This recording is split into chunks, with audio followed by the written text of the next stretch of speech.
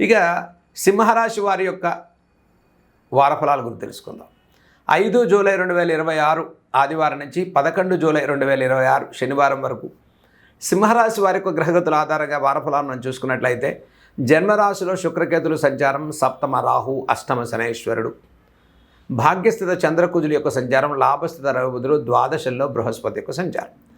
ఇక సింహరాశి వారికి అష్టమ శనైశ్వరుని యొక్క ప్రభావంతో ఎంత శ్రమ పడుతున్నప్పటికీ ఫలితాలు చాలా తక్కువగా కనిపిస్తూ ఉంటాయి. విపరీతమైన శ్రమ, తిరగటం, మానసిక శాంతి, సకాలంలో భోజనం లేకపోవటం, మానసిక అనిశ్చిత వాతావరణం, ఎక్కువగా ప్రతి చిన్న సమస్యకు మానసికంగా వేధించేటువంటి ఇబ్బందులు గురయ్యేటువంటి అవకాశాలు గోచరిస్తున్నాయి. మరి ఈ రాశి వారికి కాలసర్పదోష ప్రభావం, జన్మ శుక్రకేతులు, సప్తమ రాహు ప్రభావం ఉండటం, ఎప్పటికో ప్రయత్నం చేస్తూ ఉండగా ఫలితాలు చాలా ఆలస్యంగా వచ్చేటువంటి అవకాశాలు గోచరిస్తున్నాయి. ఇక ఇటు తిరిగితే ఉద్యోగ విషయాల్లో కూడా ద్వాదశ బృహస్పతి ఉన్నప్పటికీ మంచి అవకాశాలు చేజారిపోవటం, చేసే ఉద్యోగం నుంచి ఉద్యోగ బదిలీలు అవ్వటం, అనుకున్న ప్రాంతాల కన్నా వ్యతిరేకత కలిగేటువంటి ప్రాంతాల్లోకి ఉద్యోగ బదిలీలు అవ్వటం, మనం ఎంత శ్రమ పడుతున్నప్పటికీ రికగ్నైజేషన్ గుర్తింపు లేకపోవటం, మానసిక అనిశ్చిత వాతావరణం పెరుగుతుంటే సింహరాశి వారు ఎక్కువ ఇబ్బంది పడుతున్నారు.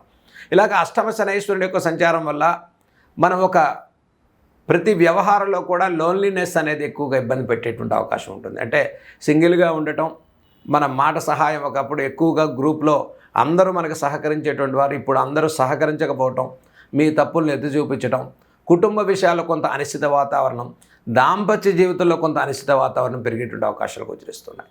కాబట్టి ఇక ఈ రాశి వారికి ముఖ్యంగా లాభస్థిత రవిబుధుల యొక్క సంచారం వల్ల పిత్రార్జిత సంబంధితమైనటువంటి విషయాలు, గృహ నిర్మాణాలు, ఇక కొంత మొండితనంతో ఒక సిస్టమేటిక్గా ముందుకెళ్ళేటువంటి వారు అన్నింటినీ అధిగమించి విజయాలు సాధించుకునేటువంటి అవకాశాలు గోచరిస్తున్నాయి.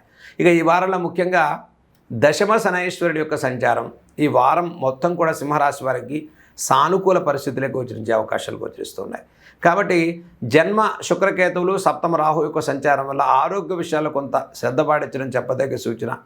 అకాల భోజనం, అకాలమైన నిద్ర, అనిశ్చిత వాతావరణం, దీర్ఘకాలిక సమస్యలు కాస్త ఒత్తిడిని గురి చేస్తాయి. అనవసర అపవాద అవమానాలకు తావివ్వకండి. ప్రయాణాల విషయాల్లో శ్రద్ధ పాటించడం చెప్పదగ్గ సూచన. కోర్టు వ్యవహారాలు, లీగల్ స్పెక్యులేషన్, లీగల్ సమస్యలు, వీటి రీత్యా కొంత ఉపశమనం, కొంత సమయం అనేది తీసుకుని ముందుకెళ్ళటం వల్ల విజయాలు సాధించుకుంటారు.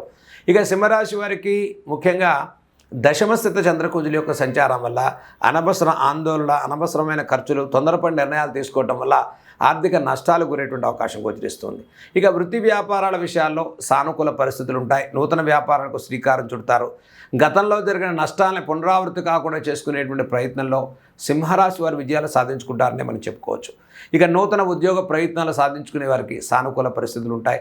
విదేశీ ప్రయాణాలు, విదేశీ ఉద్యోగాలు చేసుకునేటువంటి వారికి అనవసరమైనటువంటి సమస్యలు, ఖర్చులు పెరగకుండా జాగ్రత్త పాటించండి.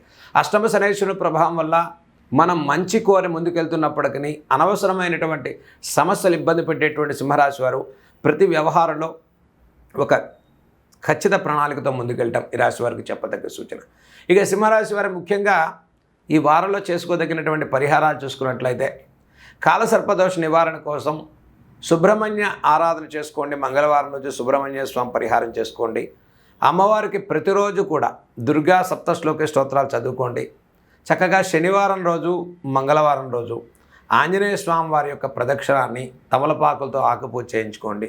ఆంజనేయ స్వామి వారికి ఎక్కువ సమస్య ఉండేటువంటి వారు మన్యు సూక్తంతో విశేషమైన పారాయణ చేసుకోవటం వల్ల సింహరాశి వారు అనుకున్న సమస్య నుంచి త్వరితగతిలో బయటపడి సానుకూలంగా, ప్రోత్సాహకరంగా విజయాలు సాధించుకునే వారంగా ఈ వారం సింహరాశి వారికి చెప్పుకోవచ్చు.